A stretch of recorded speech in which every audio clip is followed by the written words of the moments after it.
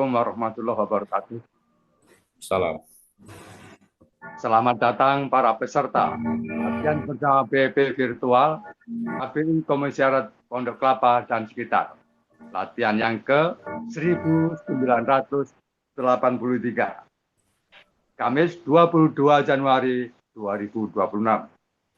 Sebelum kita mulai, 5, 2, tunjuk jauh.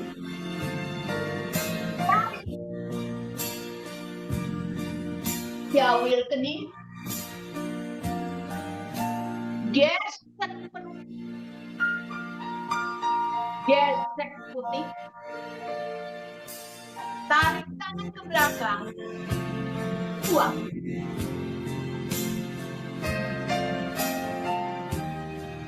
Lima, 3. Tarik. Tangan kaku ke depan. Lentur ke atas kepala. Perut. Hidung. Perut. Dagu. Gesek perut. Gesek putih. Tarik tangan ke belakang. Ke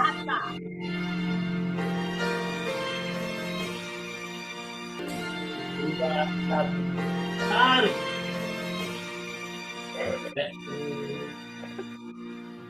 Geser. Tarik. Buang.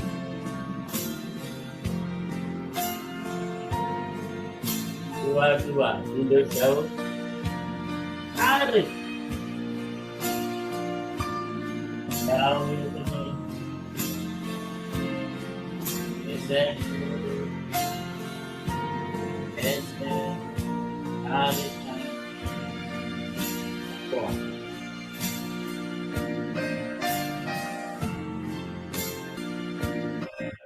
Campur. Tarik.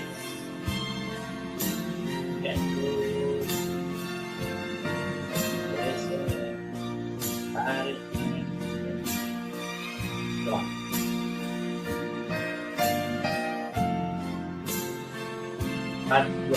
Mundur jauh. Tarik. Jauh ini.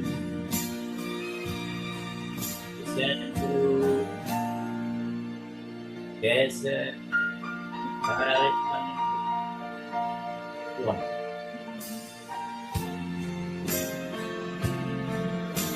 4, 1. Tarik. Gesek perut.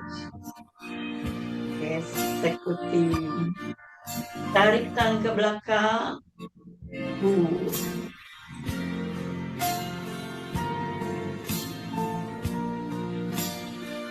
4, 2, tunduk jauh. Tarik. Jauhil kening. Gesek perut. Gesek putih. Tarik tangan ke belakang. Buang.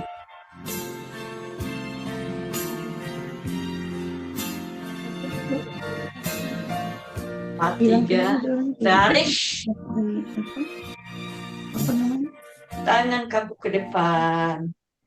Mundur lagi, Om. Lentur ke atas kepala.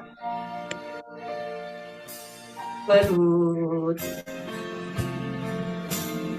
Hidung. Perut. Dagu. Ada dong. Gesek perut.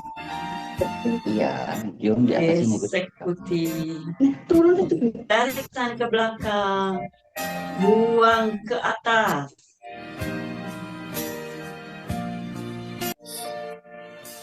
Gesek perut. Gesek. Tarik tangan ke belakang. Buang. 2, mundur jauh. Tarik. Awet. Gesek perut. Gesek putih. Tarik tangan ke belakang. Dua. 2, 3. Tarik. Tangan kaku ke depan. Lentur ke atas kepala. Baru. Hidup. Baru. Dagu. Gesek perut. Gesek. Tarik tangan ke belakang. Buang ke atas.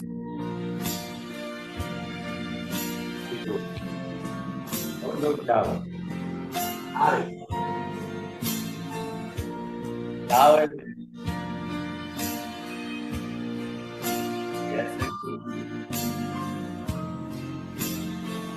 Gesek. Tarik tangan ke belakang.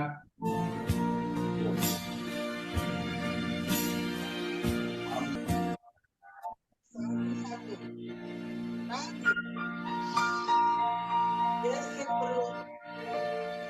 Gesek putih. Tarik tangan.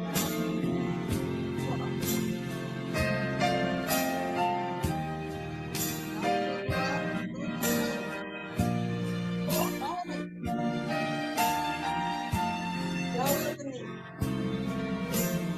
Gesek perut. Gesek putih. Tarik tangan ke belakang. Dua. 1, 3. Tangan kamu ke depan. Hilang suaranya. Lentur ke kepala.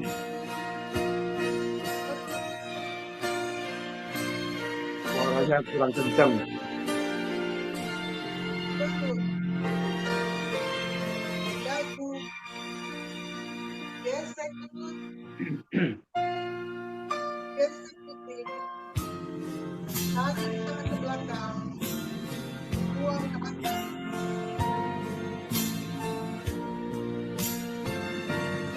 4, 1. Tarik. Gesek perut. Gesek putih. Tarik tangan ke belakang.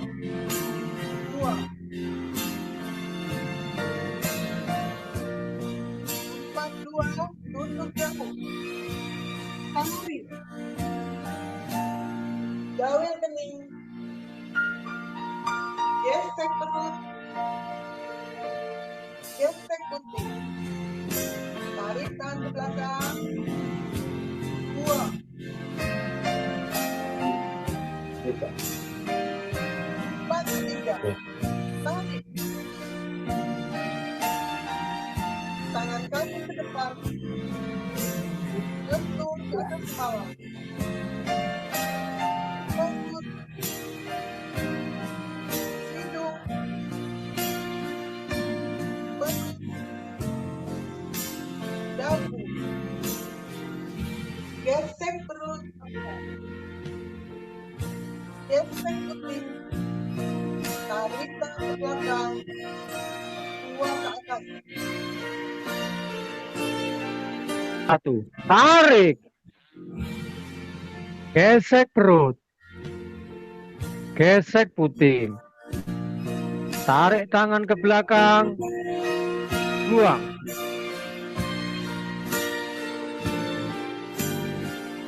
1, 2. Tunduk jauh. Tarik. Jawil kening. Gesek perut. Gesek puting. Tarik tangan ke belakang. Buang.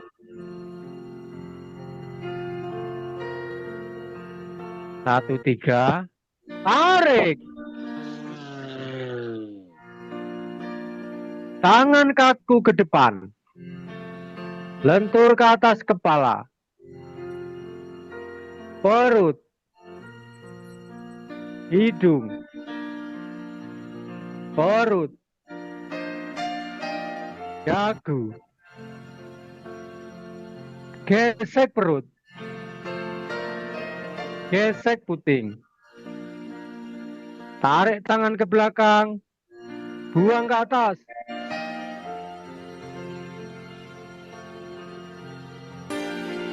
Tiga, satu, tarik, gesek perut,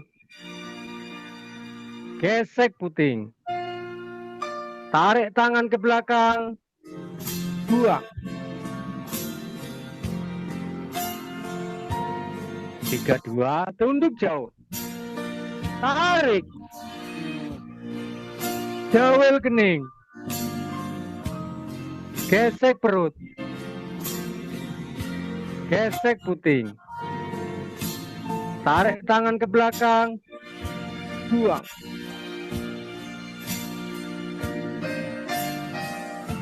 3, 3, tarik, tangan kaku ke depan, lentur ke atas kepala, perut, hidung, perut, dagu, gesek perut, gesek puting, tarik tangan ke belakang, buang ke atas.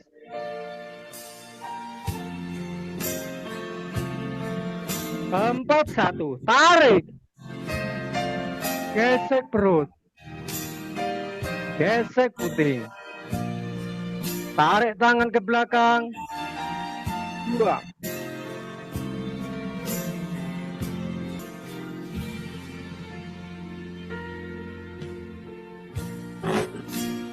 Gerakan penutup, tarik, buang. Terima kasih. Kontrol. Lembaga LKR, monggo Pak Ini Pak Profesor Anu, Waluyo, Mas. dipersilakan. Kontrol sebentar Pak. Ya, Oh ya, Oh, Pak Sebentar, Pak. Tonto. Bapak Profesor Bapak Profesor siapa tadi? Waluyo. Atmoko ya. Untuk Pak ini Waluyo laksanakan Pak. Atmoko. Menyampaikan Pak. Monggo terima kasih. Terima Mungkin kasih, waktunya Pak. nanti kita batasi sampai jam 9 mungkin Pak ya, biar nggak terlalu ini karena ada acara lainnya. Monggo Terima Pak, silakan. kasih Pak Heri Purnomo. Terima kasih juga Pak Amir, Supadio monggo yang Pak telah Amir. memberikan ruang pada kami dari LKR. Dulu, Assalamualaikum warahmatullahi wabarakatuh. Selamat pagi dan salam sejahtera untuk kita semua. Ya.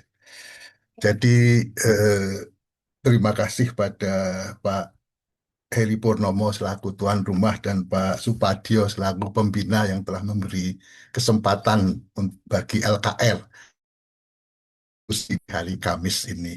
Ya. Izin saya share screen dulu.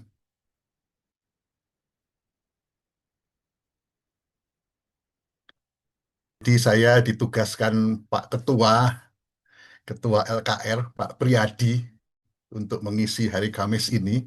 Dan tadinya saya bingung mau ngisi apa ya. Kemudian saya ingat bahwa saya sebetulnya sudah lama memonitor usia metabolik ya. Itu berasal dari teman saya yang berjualan produk kesehatan. Dia datang ke rumah membawa timbangan ya. Harus ditimbang berat badan dia dulu, bukan hanya timbangan tapi bisa memegang, ada pegangan sehingga bisa diketahui lemak tubuhnya dan otot tubuhnya.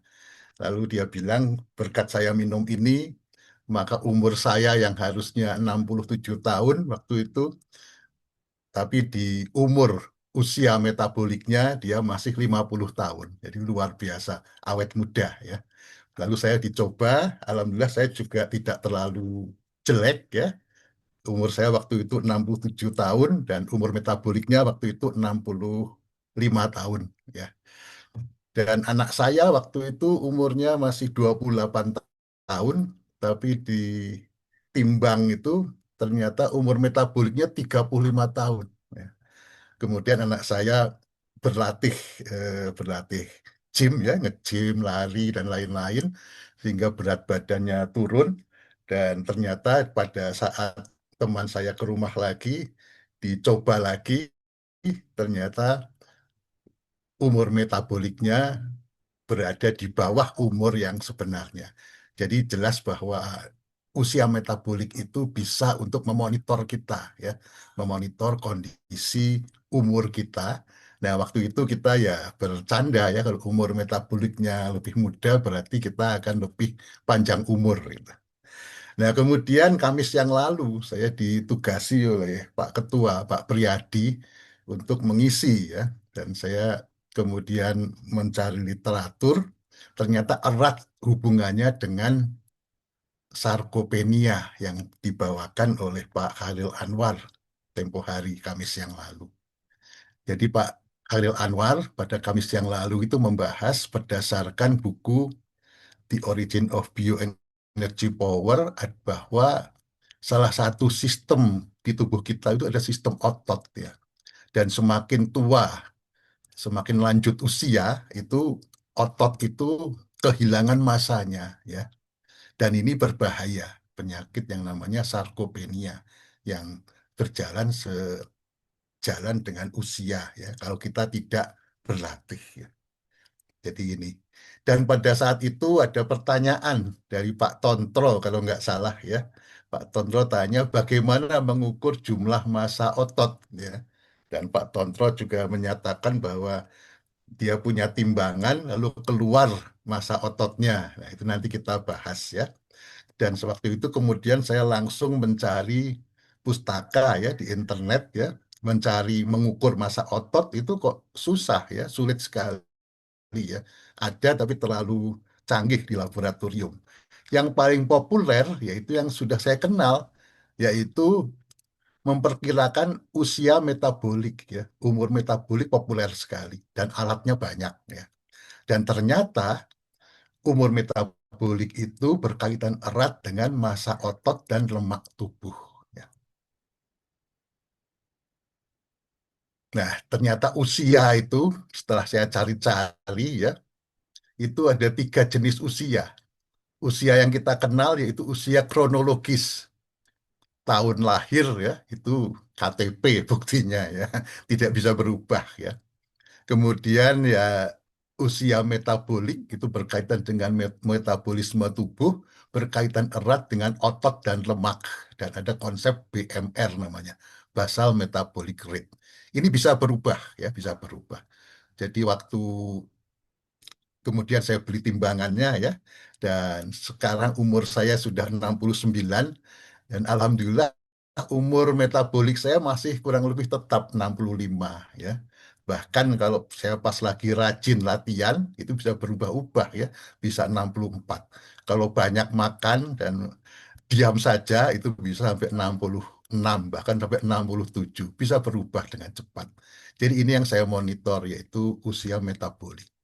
Ternyata ada juga usia biologis ya. Nah, ini ditanyakan waktu diskusi internal di LKL oleh Bu Majestika ya, dan dijawab oleh Pak Ketua Pak Priyadi ya, dan saya belajar lagi ya. Jadi penuaan itu sebetulnya diukurnya itu dari usia biologis. Hanya sayangnya usia biologis tidak bisa kita monitor sehari-hari, tapi harus pakai laboratorium ya, karena ini berkaitan erat dengan sel-sel tubuh ya, ada yang namanya telomer dan sebagainya.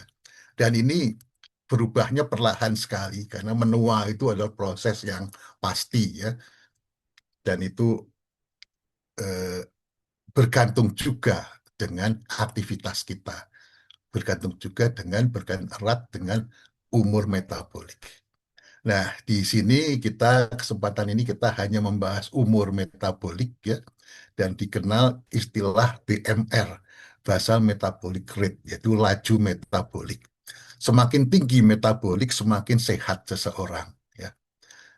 Definisinya adalah jumlah kalori untuk menjalankan fungsi dasar waktu kita istirahat. Ya.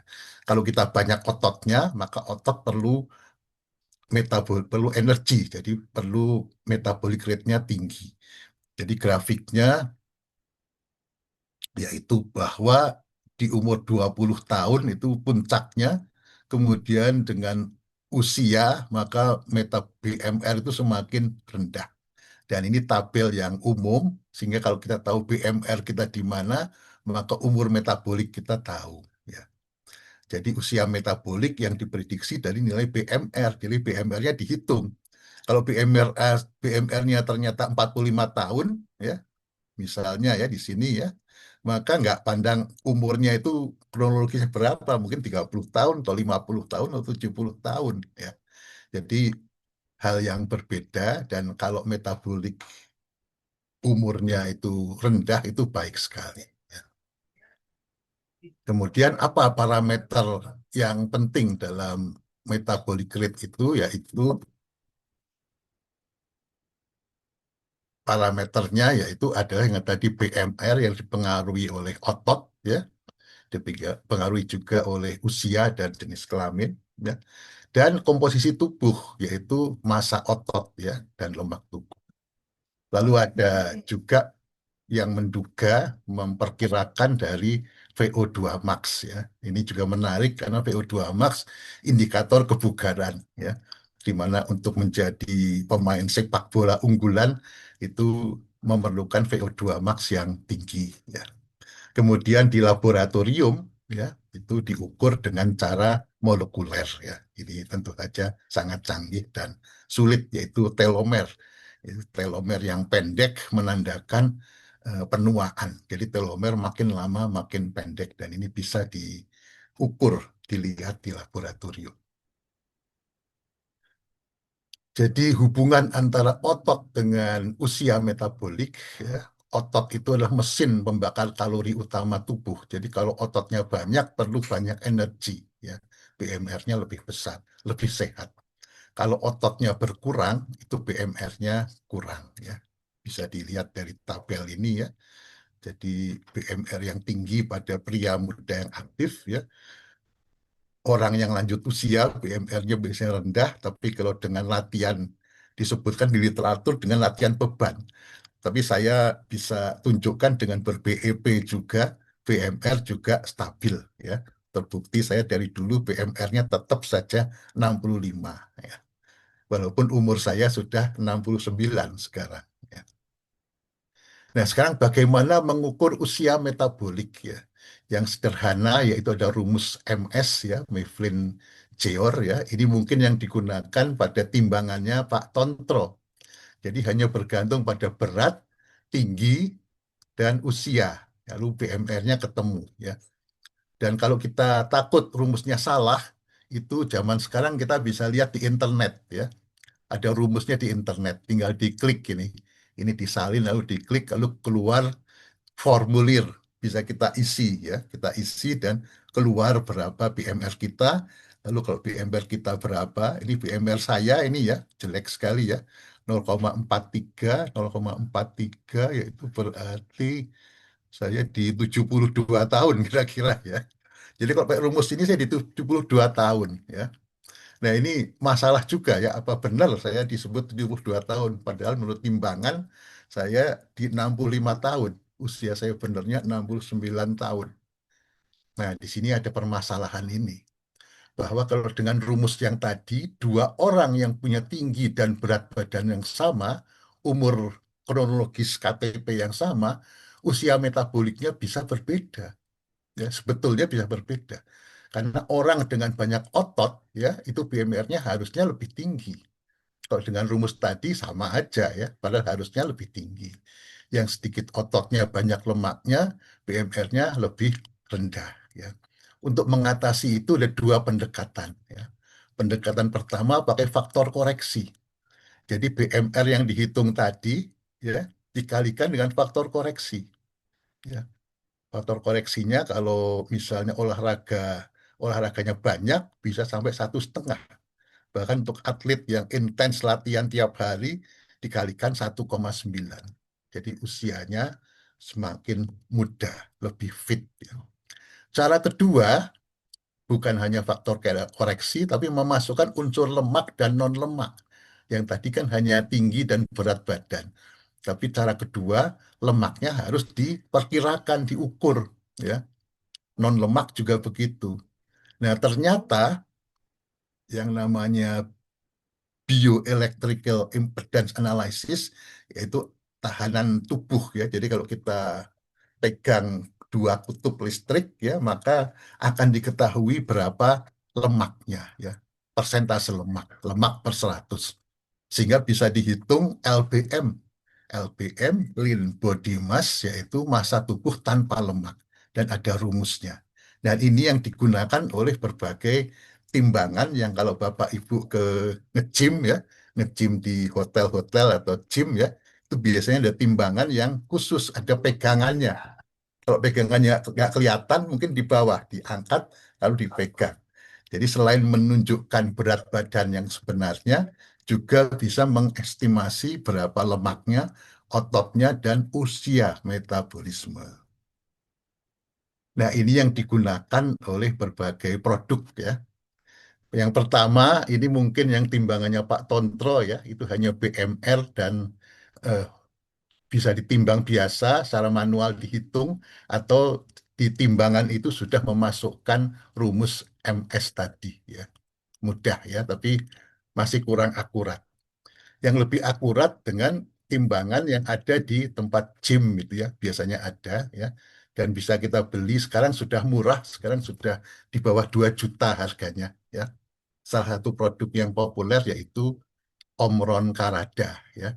Jadi selain ditimbang, kita pegang sesuatu, ya, pegang elektrodenya, lalu usia metaboliknya keluar di situ. Nah, itu kita monitor. Dan ini sangat praktis sekali. Jadi kalau saya misalnya karena kesibukan, kemudian nimbang, loh kok umur metabolik saya kok jadi 67 ini, mendekati umur benernya, saya baru sadar, oh iya, saya udah seminggu tidak latihan PEP, tidak jalan pagi, tidak tenis, ya. Itu merupakan suatu faktor koreksi bagi kita memonitor kondisi kita. Dan tidak perlu pakai timbangan, untuk Samsung Galaxy Watch 8 juga langsung terlihat berapa umur metabolik kita.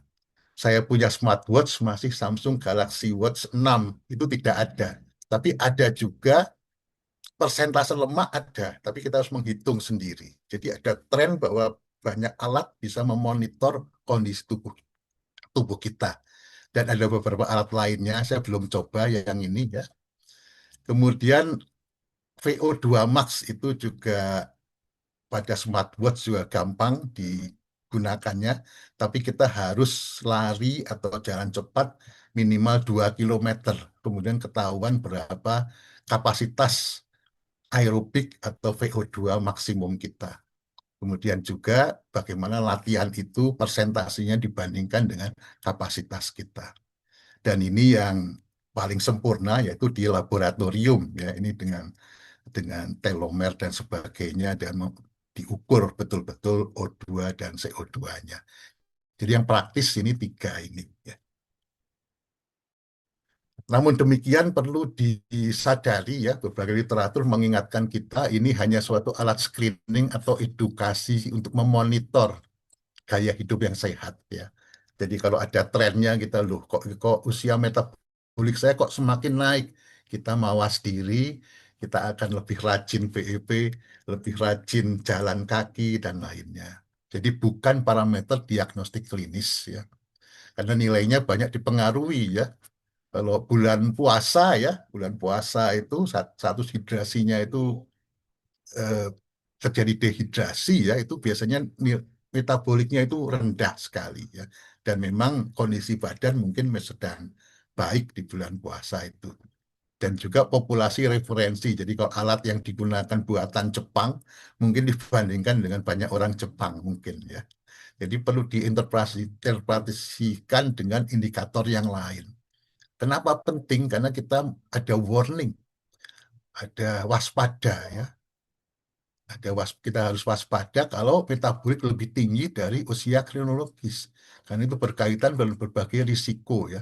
Penyakit jantung, diabetes, ya, ini semua karena lemak, ya, kurangnya massa otot dan banyaknya lemak, terutama lemak perut atau lemak visceral, ya. lemak belut itu jahat sekali ya, bisa menimbulkan berbagai penyakit ya. Hipertensi, tekanan darah tinggi ya. Dulu saya darah tinggi ya, sampai tidak bisa divaksin ya.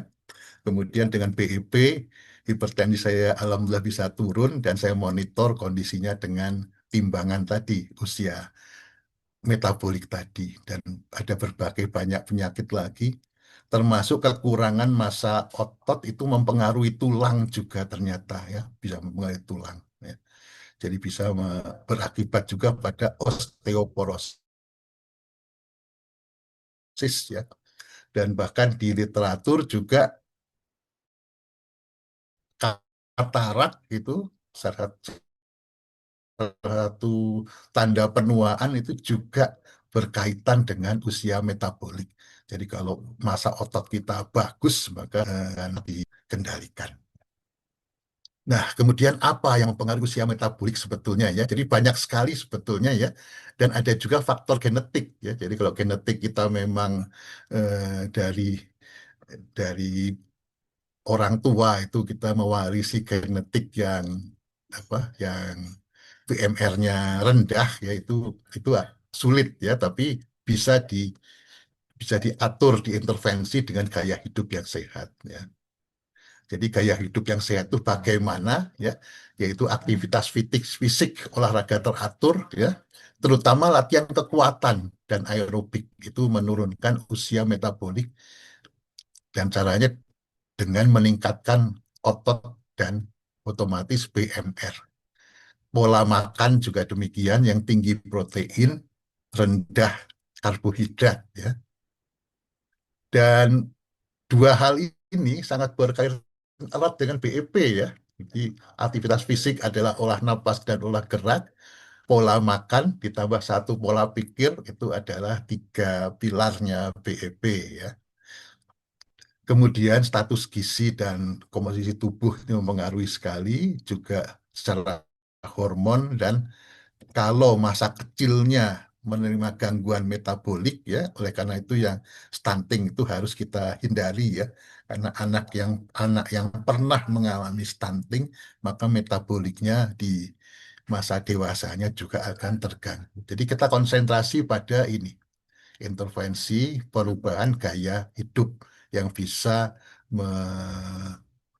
menanggulangi berbagai faktor genetik maupun faktor lainnya dalam menurunkan usia metabolik. Sebagai penutup ya, jadi disimpulkan bahwa untuk mengurangi usia metabolik, jadi yang diinginkan usia metabolik yang rendah kan, dan ini secara populer disebutkan kita awet muda ya, atau awet tua ya. Caranya yaitu kita harus meningkatkan basal metabolik tadi, BMR tadi, yaitu ototnya perlu dipertahankan dan kalau bisa ditingkatkan, ototnya ditingkatkan ya, lemaknya dikurangi ya. Nah, bagaimana kaitannya dengan BEP ya? Jadi setelah diskusi dengan tim LKR bahwa latihan BEP yang efektif dalam meningkatkan massa otot yaitu gerakan BEP yang melibatkan beban otot. Jadi yang ada tenaganya ya, yang ada bebannya. Apa itu? Semua posisi oke. Berdiri, duduk, bersila juga itu bisa ya. Memperlambat laju penurunan massa otot tubuh bagian atas ya, bagian atas, yaitu melalui kontraksi otot pada lengan, bahu, dan punggung. Ini dengan syarat yaitu pada saat buang napas ya, buang napas itu telapak tangan kita mendorong ke depan, ini harus bertenaga. Makin besar tenaganya makin baik ya. Jadi kalau bertenaga ini sama dengan latihan beban. Jadi untuk semua posisi itu baik dan bisa mendukung untuk mengurangi usia metabolik, dengan syarat gerakan pada waktu buang napas itu bertenaga ya, mendorong telapak tangan didorong ke depan dengan bertenaga. Khususnya untuk posisi berdiri, ya ini luar biasa posisi berdiri ya, karena bisa lebih efektif adanya kontraksi otot dan bawah, atas dan bawah juga, dengan posisi kuda-kuda ya, posisi kuda-kuda atau setengah jongkok ya. Bahkan latihan jongkok sendiri itu juga suatu latihan yang efektif untuk meningkatkan BMR.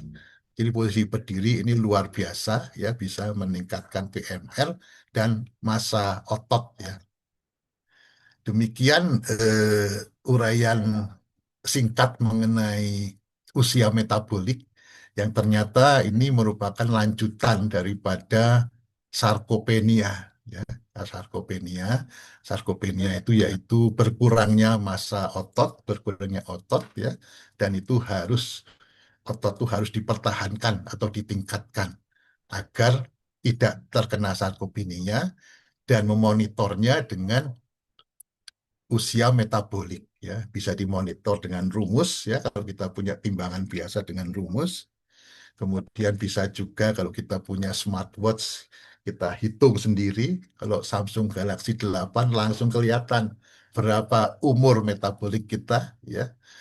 Dan kalau kita ada timbangan tertentu yang ada elektrodanya, menghitung BIA, basal impedance analysis ya, itu bisa tahu berapa persen lemak kita, jadi berapa otot kita dan PMR-nya berapa, dan di situ kita bisa monitor kesehatan kita supaya usia metaboliknya itu tetap usia kronologis bisa berjalan terus, sehingga insya Allah kita akan selalu sehat dan bugar. Saya kira ini saja, ini beberapa daftar pustaka. Mengenai poin-poinnya nanti secara resmi akan disebarkan oleh ketua kami, yaitu Pak Priyadi ya, karena mungkin masih ada salah cetak dan lain-lain. Terima kasih banyak atas perhatiannya. Saya akan stop share. Ya, jadi ini hasil daripada diskusi tim LKR, namun tanggung jawabnya tetap pada saya yang membuat PPT, dan mohon maaf PPT-nya masih polos tanpa ilustrasi ya, karena keterbatasan waktu ya. Semoga bermanfaat. Billahi taufik wal hidayah. Wassalamualaikum warahmatullahi wabarakatuh. Terima kasih atas pencerahannya, pemaparannya. Mudah-mudahan bisa buat bekal buat kita semuanya untuk menjadi lebih sehat. Amin. Mungkin kami berikan kesempatan untuk bapak-bapak, ibu-ibu yang mau menanyakan atau mungkin ada yang perlu diperjelas, mungkin monggo silakan bapak-bapak, silakan.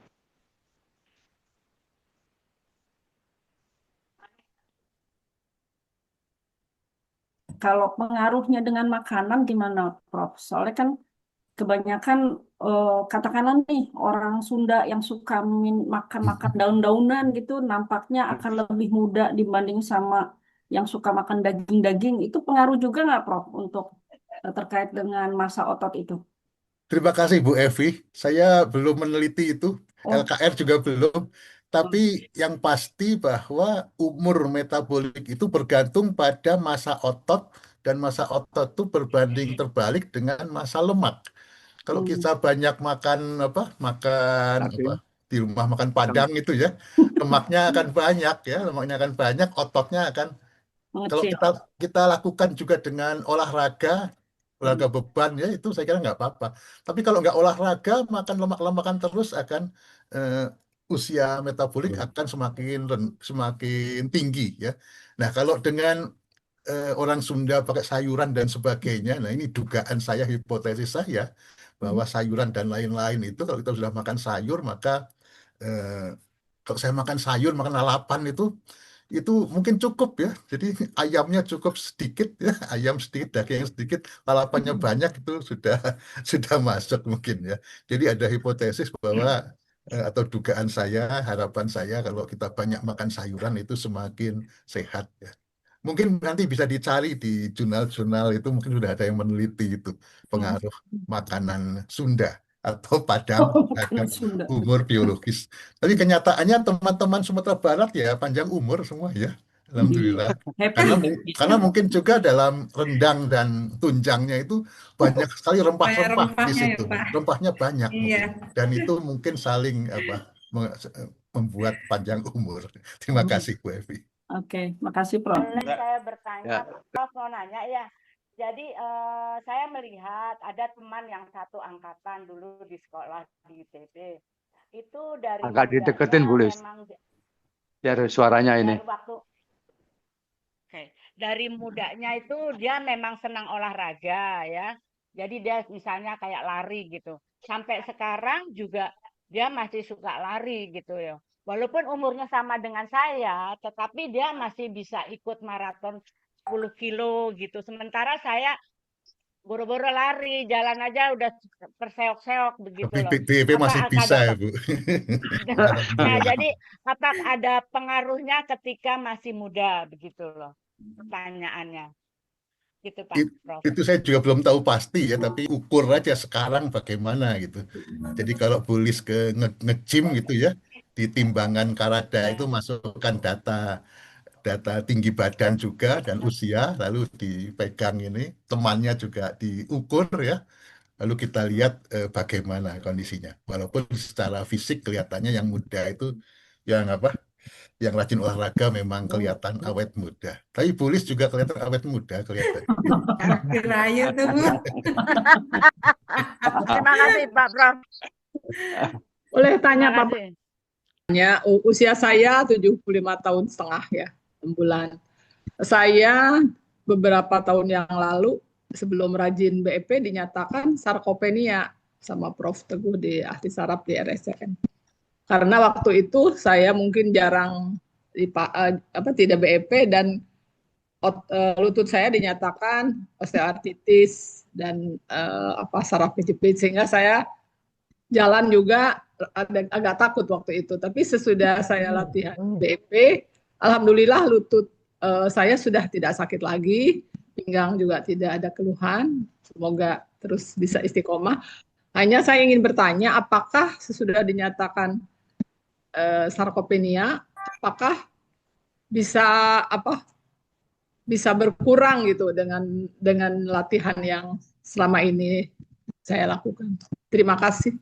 Assalamualaikum. Terima kasih Bu Emma. Jadi secara logikanya saja ya kalau kita berlatih, apalagi latihan beban ya, itu otot kita akan semakin baik ya, akan semakin baik ya. Nah, bagaimana mempengaruhi itu seberapa baiknya itu bisa diukur ya. Diukurnya bisa diukur berapa massa ototnya berapa itu bisa diukur dengan smartwatch bisa. Pak Priyadi punya banyak metode lain itu. Beliau banyak research mengenai itu ya. Kalau saya yang gampang-gampang aja, kebetulan saya punya smartwatch atau juga pakai timbangan. Timbangannya kalau nggak punya ya kalau lagi ke gym atau apa kita coba lalu kita lihat berapa usia metabolik dibandingkan dengan usia kronologisnya ya. Saya kira dicek aja Bu, ceknya mungkin nggak perlu tiap hari ya. Kalau saya penasaran tiap hari, tapi kok sama aja nggak makin muda ya. Harusnya mungkin sebulan sekali, apalagi kalau sudah ada suatu perubahan gaya hidup gitu. Ya, Mudah-mudahan Assalamualaikum membantu. Mas Heri. Ya, monggo silakan.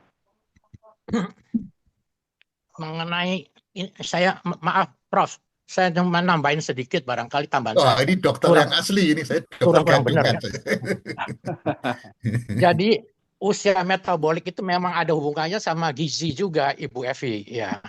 Jadi itu kan jangan sampai terlalu banyak lemak, jadi lemak itu harus dikurangi. Beberapa minggu yang lalu saya pernah tips kesehatan tentang revolusi makan. Revolusi makan itu garis besarnya harus banyak buah, banyak sayur. Daging boleh, daging kaki 2 lebih sehat dari daging kaki 4. Tapi daging juga tidak boleh berbanyak-banyak gitu. Tapi yang banyak buah dan sayur ya. Jadi ini Dr. Hiromi Shinya itu mengatakan revolusi makan itu banyak-banyaklah makan buah dan makan sayur. Lemak boleh, karena perlu juga. Kalau dalam ilmu gizi di kedokteran itu gizi seimbang. Kalau dulu zamannya saya kuliah itu masih 4 sehat 5 sempurna. Sekarang sudah dicoret itu. 5 sempurna kan ditambah dengan susu. Tapi gizi seimbang. Jadi harus ada lemak, ada karbohidrat, ada protein. Nah, mengenai sarkopenia itu memang ada hubungan, sangat berhubungan sama usia. Kalau usia itu biasanya malas olahraga, Nah, karena masa olahraga terjadi sarkopenia. Jadi olahraga itu jangan berhenti, harus diteruskan. Walaupun misalnya lutut sudah sembuh, terus olahraga. Nah, dengan BEP sudah bagus itu, apalagi BEP-nya tuh dengan posisi berdiri. Dengan posisi berdiri maka usia metabolik juga bagus. Juga dengan posisi berdiri sarkopenia juga tidak akan terjadi. Sekian, terima kasih. Wassalam. Maaf, Prof. Maaf. Terima kasih banyak, dokter. Terima kasih banyak. Sami-sami. Alhamdulillah. Budi tanya. Oh, Pak Budi. Ya, Silakan Pak Budi. terima kasih, Prof.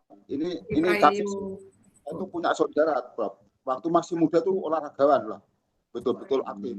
Tapi di masa tua kok langsung pada kaku, otot-ototnya kok, Prof. Misalnya siku susah ditekuk, kakinya juga susah itu. Apa ya kira-kira sakit apa ya, Prof ya? Apa sarkopenia apa ya? Waktu mudanya olahragawan betul tuh, tapi begitu masa tuanya langsung pada kaku otot-ototnya, Prof. Terima kasih. Ini Pak dokter aja yang jawab, saya nggak berwenang kalau hal ini. Berapa saudara? Jadi, Dr. Usman, silakan. Ini untung ada dokter. dia juga tergantung gizi. Tergantung isi. Jadi tergantung usia, tergantung olahraga kita, tergantung gizi. Jadi gizi itu betul-betul harus seimbang. Nah, olahraga juga betul-betul harus olahraga yang benar. Olahraga yang bagus itu kalau banyak meliputi otot-otot. Jadi kalau menurut saya, kalau kita otot anggota gerak atas, gerak bawah, kaki semua bergerak itu lebih bagus. Karena itu istilahnya the best olahraga itu katanya berenang. Kalau berenang itu dari kepala sampai kaki itu bergerak. Tapi kita orang-orang BEP lah dengan posisi berdiri. Diet seimbang, posisi berdiri, diet seimbang, posisi berdiri. Dengan begitu kita makan sehat, lemaknya sedikit, sehingga usia metabolik akan turun. Alhamdulillah. Terima kasih. Wassalam. Baik, terima kasih. Bu Nining, Pak Heri. Menambahkan saja apa yang sudah disampaikan Profesor Waluyo dan Dr. Usman ya. Ini hampir sejalan. Jadi itu memang benar. Massa otot itu bisa terpelihara, bahkan bisa ditingkatkan massa ototnya itu melalui satu aktivitas olahraga, khususnya yang ada pembebanan otot, ya, pembebanan otot. Tetapi jangan lupa bahwa otot itu bisa tumbuh selain karena ada rangsangan kontraksi, juga karena ada asupan protein yang cukup, gitu. Asupan protein yang cukup, sehingga ada rumus di dalam olahraga itu, kalau kita aktif olahraga, katakanlah misalnya latihan BEP dengan posisi berdiri, ya, itu kan aktif mengkontraksikan otot, maka asupan proteinnya itu minimum 1 gram per kilogram berat badan.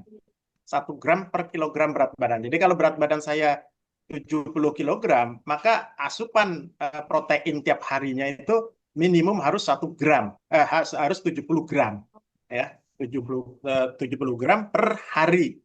Nah, masalahnya kita kadang-kadang nggak terlalu mengukur ya, tidak terlalu care dengan protein yang masuk ke tubuh kita, karena kita biasa mengkonsumsi karbohidrat yang berlebih, gitu ya, karbohidrat yang berlebih, sehingga itu yang menimbulkan nanti ada massa lemak dan seterusnya.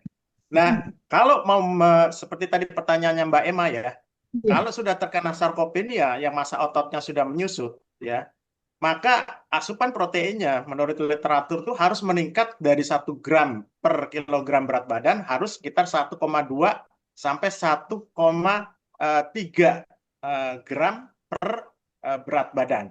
Ya, jadi baru kita bisa meningkatkan massa otot kita. Ya, jadi syaratnya 2, 1 latihan beban otot harus cukup, yang kedua asupan proteinnya minimum 1 gram per kilogram berat badan. Nah, itulah nanti kaitannya dengan pertanyaannya Mbak Evi itu, apakah ada kaitan antara massa otot dengan konsumsi ya. Mungkin itu tambahan dari saya, Prof. Terima kasih. Terima kasih Pak Priyadi. Monggo ada yang menambahin, Pak? Dengan Yunus dari Rumah Sehat Paguyuban Depok, UI.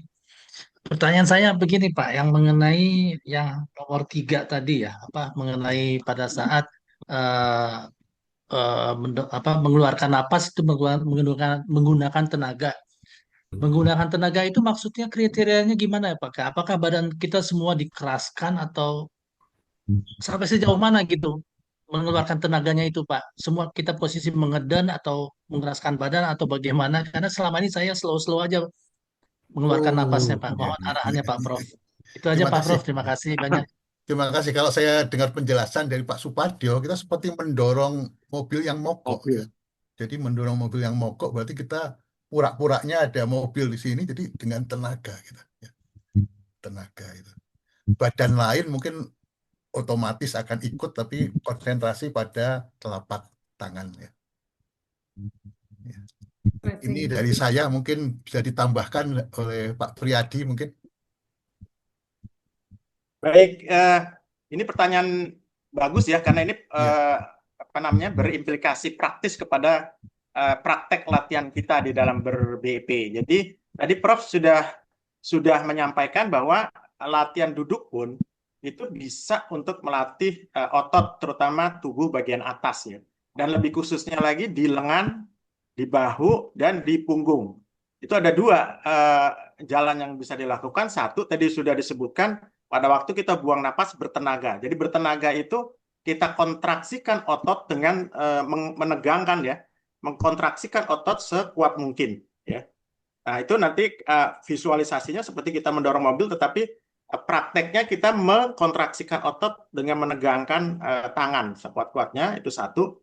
Yang kedua, pada waktu tangan kaku ke depan, itu guru besar selalu mengingatkan otot ditegangkan gitu ya.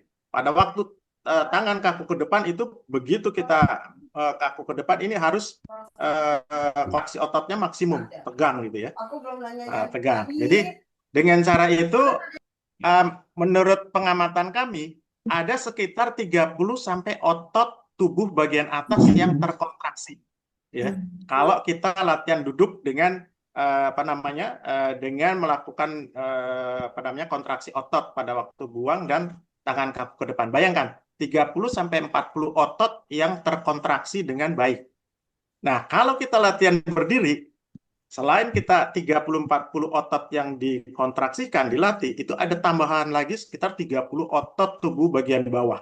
Jadi luar biasa itu latihan berdiri itu, walaupun tidak harus tekuk lutut, dengan berdiri statis saja, artinya isometrik ya, berdiri aja, itu sampai kita buang napas, itu ada tambahan sekitar 30 otot yang lebih besar ya, karena otot paha, otot betis itu pasti lebih besar daripada otot lengan, sehingga nanti pembakaran kalorinya, laju metabolisnya pasti akan lebih besar ya Prof.